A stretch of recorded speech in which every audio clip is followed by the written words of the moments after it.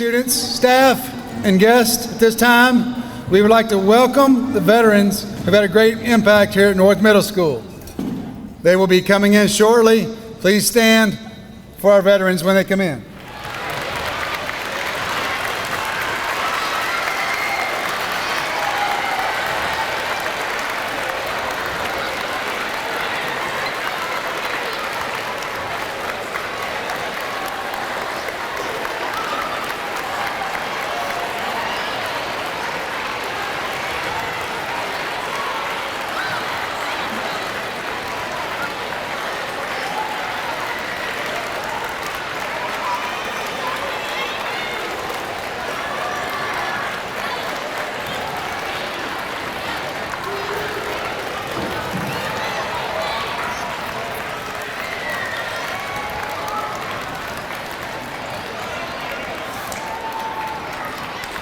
Please remain standing for the presentation of the colors by North Hardin JROTC and the playing of our national anthem by our own students, Jacob Cooper and Caden Lucas.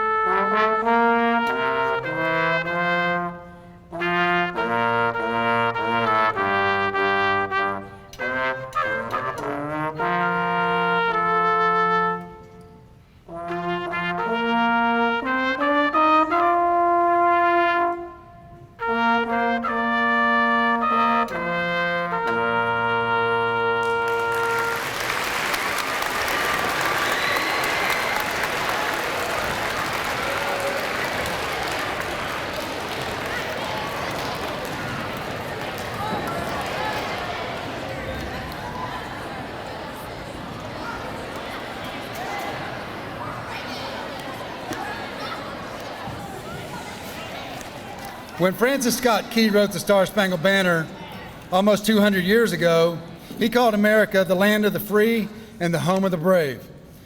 Those words are as true today as they were then. Throughout our nation's history, American soldiers, sailors, airmen, Marines, and Coast Guardmen have bravely answered the call to defend our freedom, to aid our friends and allies, and turn back aggressors. We can never fully repay our debt of gratitude to more than the 650,000 American service members who died in the battle, or 1.4 million who were wounded. We can, however, recognize and thank the 25 million veterans still living today. These words are inscribed on the Korean War Memorial in Washington, D.C. Our nation honors her sons and daughters who answered the call to defend a country they never knew and people they never met. These words apply equally to many of our World War I, World War II, Vietnam War, Gulf War veterans as well. They apply to today's active duty service members, tomorrow's veterans who are helping to maintain peace throughout the world. Today, it is our privilege to say thank you to all of America's veterans, to let them know that we appreciate them for their service and honor them for their sacrifices. The price of freedom is high. We cannot afford to forget those willing to pay it. Today, we welcome American veterans to help keep the nation the land of the free and the home of the brave. At this time, I'd like to all service members in the gymnasium to please stand up.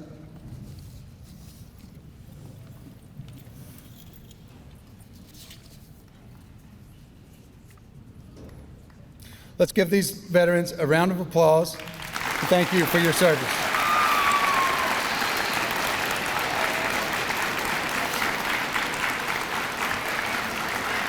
These are the veterans that have made a great impact on North Middle School, our community, and our country. Thank you so much for your service. You may be seated. It is my pleasure to welcome retired Sergeant First Class Rudy Garcia. Mr. Garcia joined the National Guard in 1984 and in the regular Army in 1987, where he immediately went to Germany from 1987 to 2002. While in Germany and serving in the 2nd Armored Cavalry Regiment, he served on the front lines of the Cold War, performing border missions between West Germany, East Germany, Czechoslovakia borders until the day the Berlin Wall came down. In 1990, he deployed to Iraq for Operation Desert Storm, Desert Shield. His unit in 2nd Armored Cavalry Regiment was in the Battle of the 73 Easting, which is called the last great tank battle of the 20th century. They had defeated the finest troop the Iraqis had. After the war, he returned back to Germany in the 2nd Armored Cavalry Regiment and was moved back to the United States, and he was moved to the 3rd Armored Division, where he was selected in 1996 to go with the 3-5 Cavalry peacekeeping mission in Bosnia. In 2002, immediately following 9/11, he was part of the 1-4 Infantry in Hoffenheim, Germany, where he maintained multinational forces that were deploying to Iraq or Afghanistan, and 1-4 Infantry also deploying to Afghanistan. He moved the Joint Meritorious Unit Award, the Valorous Award, and the Army Superior Unit Award, Armed Forces Expeditionary Award, and the Global War on Terrorism Medal, Armed Forces Service Medal, National Defense Service Medal, Meritorious Service Medal, and 2 Kuwait Libertarian medals, and several more. He retired in 2008 after 22 years of selfless service to his country and is now living in Elizabethtown, Kentucky with his family, and he also works for Hardin County Schools. Please welcome Mr. Rudy Garcia.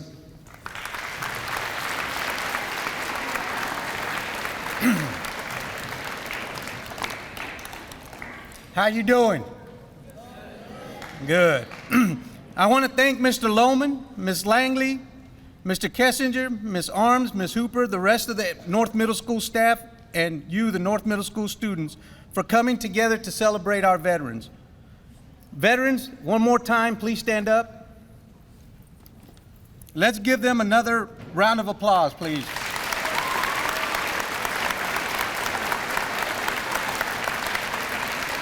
You may be seated.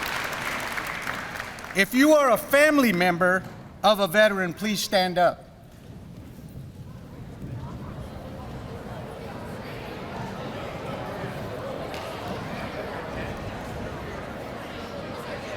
Let's give them a round of applause.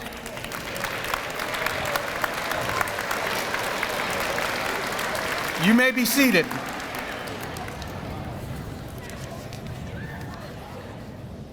When a veteran was called to leave his home and deploy around the world, it was a team that came together to accomplish the mission. And it was a team that came together to help their family that were left behind. Without teamwork, our veterans and families would not be successful in what they did. This is called selfless service. They put the nation first, then the military, then their soldiers before their own needs. Selfless service is larger than just one person. In serving your country, you are doing your duty loyally without thought of recognition or gain. The basic building block of selfless service is the commitment of each team member to go a little further, to endure a little longer, and look a little closer to see how he or she can add to the effort. When this happens, we learn to respect each other. The military taught me the true meaning of brotherhood and sisterhood, how to treat people as they should be treated. In our soldiers' code, we pledge to treat others with dignity and respect while expecting others to do the same. Respect is what allows us to appreciate the best in other people. Respect is trusting that all people have done their job and fulfilled their duty. And self-respect is a vital ingredient with the Army, military value of respect, which results from knowing that you have put forth your best effort. What we veterans challenge you today is to start practicing selfless service and respecting yourself and others in order to create a life and a country that you would like to live in and your children would like to live in. You may not see this now, but you are living in the best times of your life. This is when you are developing your future self. This is when you are creating who you will be in the future. There is a leader in each and every one of you, but whether or not that leader comes out is up to you and what you want for your future and again for the future of your children. Integrity is another value that veterans have and follow. They have learned to do what is right legally and morally. Integrity is a quality you develop by following moral principles and rules. It requires that you do and say nothing that deceives others. As your integrity grows, so does the trust others place in you. The more choices you make based on integrity, the more this highly prized value will affect your relationships with family, with friends, and finally, the fundamental acceptance of yourself. The last thing I will talk about today is personal courage, and that is the ability to face fear, danger, or adversity, physical or moral. Personal courage has long been associated with our military. With physical courage, it is a matter of enduring physical duress and at times risking personal safety. Facing moral fear or adversity may be a long, slow process of continuing forward on the right path, especially if taking those actions if it's not popular with others. You can build your personal courage by daily standing up for and acting upon the things that you know are honorable and right. You yourselves have your own values here in the school, and I know you all know them. They're called the Grade 8, the work ethic standards. Attendance and tardiness, personal responsibility and accountability, academic performance, work habits and persistence, punctuality, preparedness and organization, respectful interactions, communication, cooperation and teamwork, and the 8th one is community service. If you obtain these 8 work ethics, then you are heading in the same path as the veterans that you are honoring today. Honor us, the veterans, by doing the right thing. In closing, I would like our veterans to stand up one more time, and let's give them one more round of applause.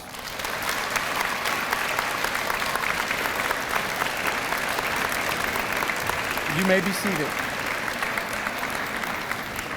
Again, thank you, North Middle School, for this veteran celebration. Have a great day.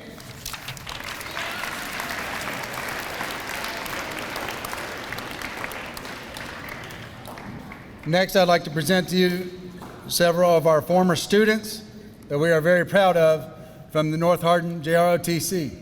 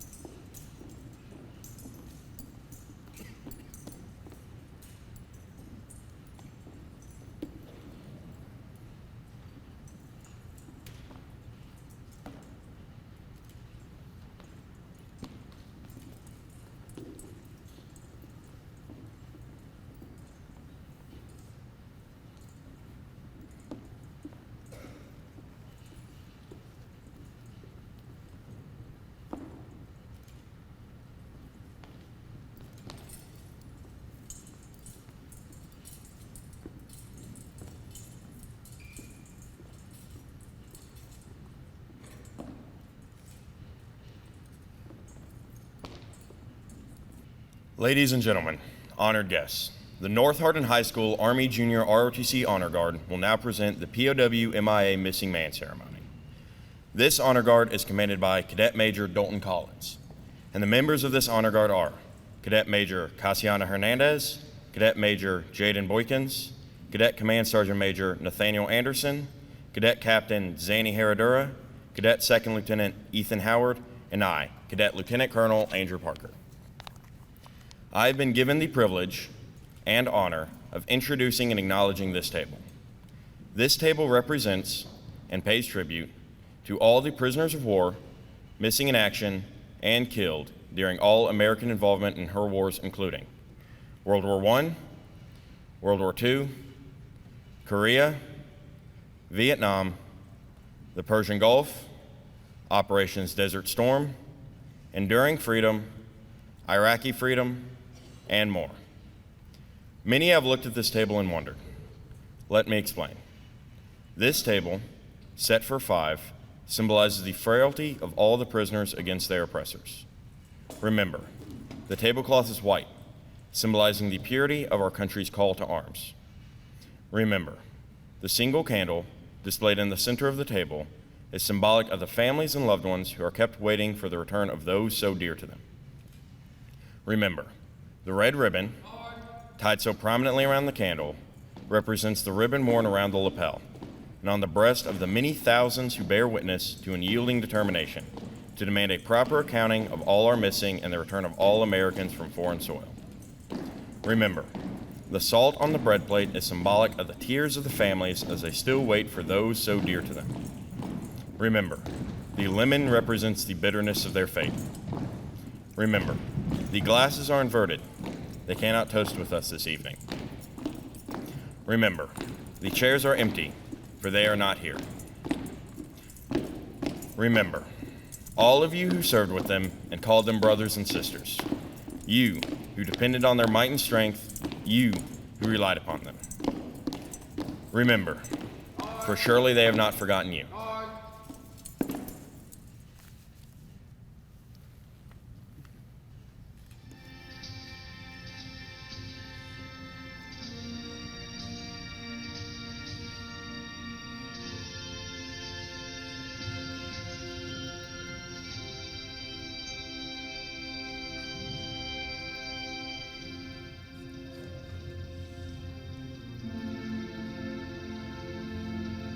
The story must be told for valor and bold. So let them write it down in history. A young soldier cries for his comrades who died, fighting for a cause that they believe. But nobody's seen or heard his sound. There was no glory for that downtown. We found the last of the light, standing by the wall of fallen heroes. Tell them mothers that their sons are marching in the sky. Tell them that they're soldiers of the cloud. Please tell them so they know. Tell them that they're soldiers of the cloud. The wounds will never heal, and the feelings that they feel left a scar for all the world to see. But the eagle always flies for the men who fought and died, and he flies for all eternity. But nobody's seen or heard a sound. There was no glory for them downtown. We found the last of the land,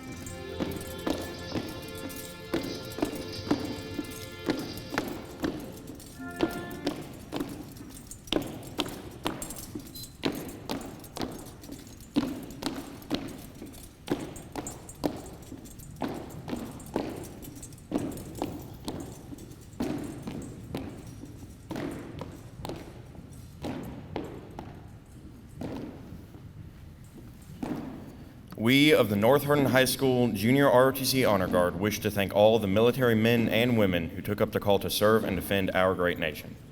May it always be remembered on this Veterans Day that while all gave some gave all. Thank you.